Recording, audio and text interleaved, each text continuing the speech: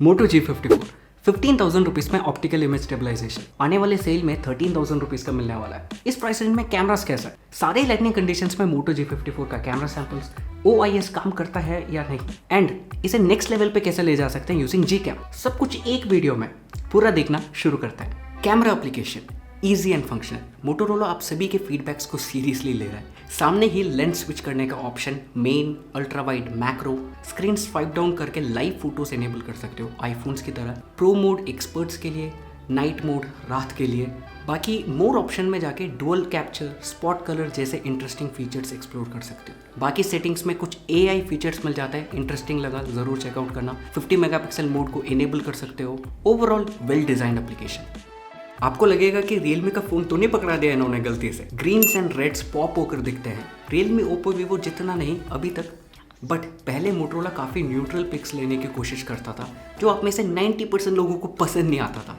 Not any more. सीधा social media पे डाल सकते हो, एडिट वगैरह करने की ज़रूरत नहीं है। डायनेमिक रेंज ऑन पॉइंट लगा। हल्का सा हेलो इफेक्ट देखने को मिलता है हार्श लाइटनिंग कंडीशंस में, बट इस प्राइस रेंज में चलता है, ज़्यादा कंप्लेन नहीं कर सकते। जूम इन करने पे सफिशिएंट डिटेल्स एंड ओवरऑल एक कॉन्ट्रास्टी लुक के साथ फोटोज मिलेगा आपको। सॉफ्टवेयर अपडेट से कंसिस्टेंसी को सुधारना पड़ेगा मोटोरोला को। I mean 95% टाइम्स ऐसा ही फोटोज आता है जैसे मैंने अभी तक बताया, बट 5% टाइम्स कुछ ज़्यादा ही न्यूट्रल, ब्लैंड एंड शैडोज को भी क्रश कर देता है। एक अपडेट में मोटोरोला इसे सॉल्व कर सकता है। 50 मेगापिक्सल का सेंसर, f1.8 का अपर्चर, यानी क्लोजअप शॉट्स लेने पे pleasant looking natural background blur आपको देखने को मिलेगा। 50 megapixel same to same as main camera, बस better details.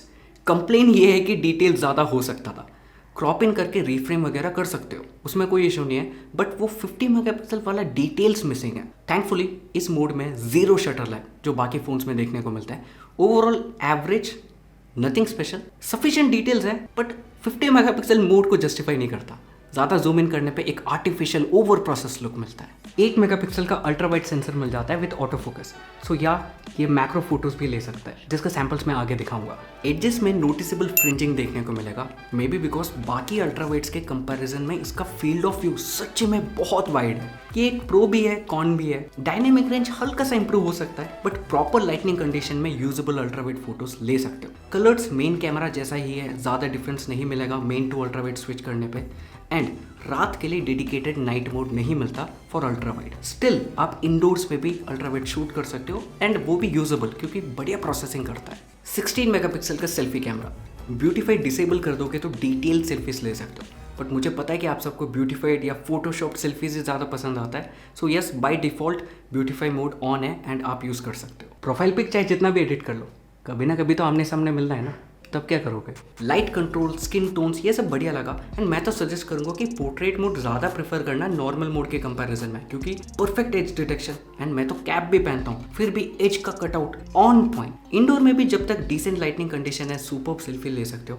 Of course dim lightning situations में फेस को पूरा सॉफ्ट कर देता है एंड नॉइस ज़्यादा देखने को मिलता है। ओवरऑल मोटोरोला के फोन्स को भी अब मैं सेल्फी कैमरास के लिए सजेस्ट कर सकता हूँ। इंडोर लाइटनिंग कंडीशंस में इसके ऑप्टिकल इमेज स्टेबलाइजेशन के फायदे दिखेंगे आपको। हैंड्स को ज़्यादा स्टेडी रखने की ज़रूरत नहीं है, फिर भी डिटेल्ड इमेजेस और डिटेल्स को आप जूम इन करके क्लियरली नोटिस कर सकते हो। कम से कम noise and zero shutter lag, और यहाँ भी गजब का नेचुरल बैकग्राउंड ब्लर मिलेगा f1.8 अपर्चर की वजह से। इस प्राइस में मैंने नोटिस किया कि काफ़ी फोन्स फोकसिंग में स्ट्रगल करते हैं डिम लाइटनिंग कंडीशन में, बट यहाँ पे सुपर्ब ऑटो फोकसिंग। G54 में 2 ही कैमरास है, सो क्लीन लुकिंग बैक मिलेगा, but it is functional.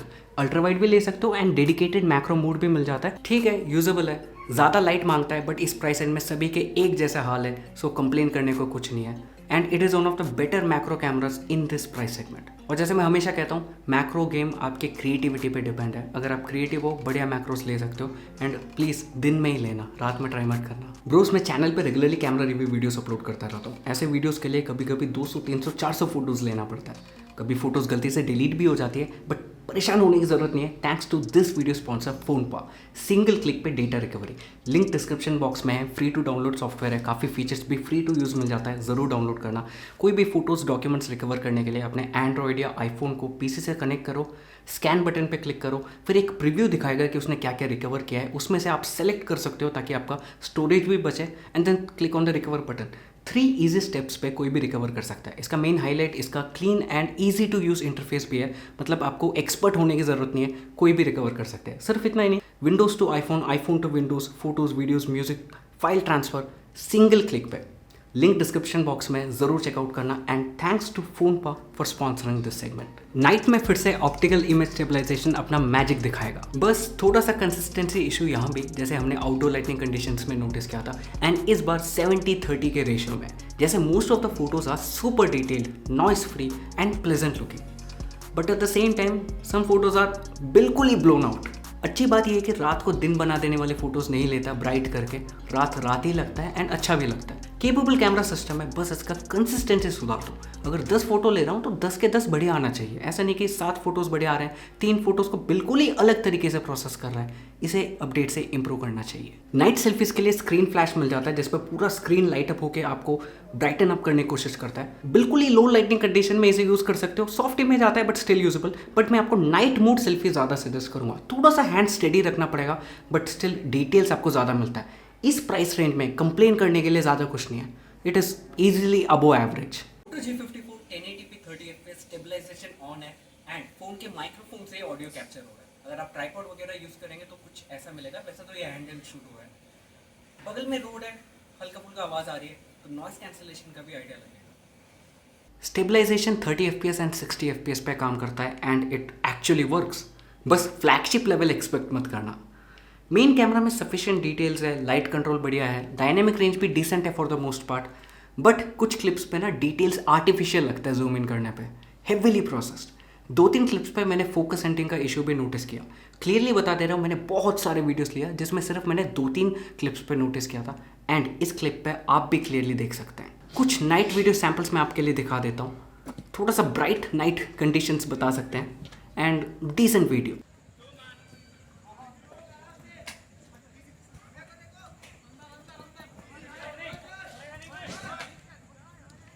Overall कुछ खास नहीं लगा, आई मीन स्टेबलाइजेशन बढ़िया है बट कंप्लीट पैकेज चाहिए ना।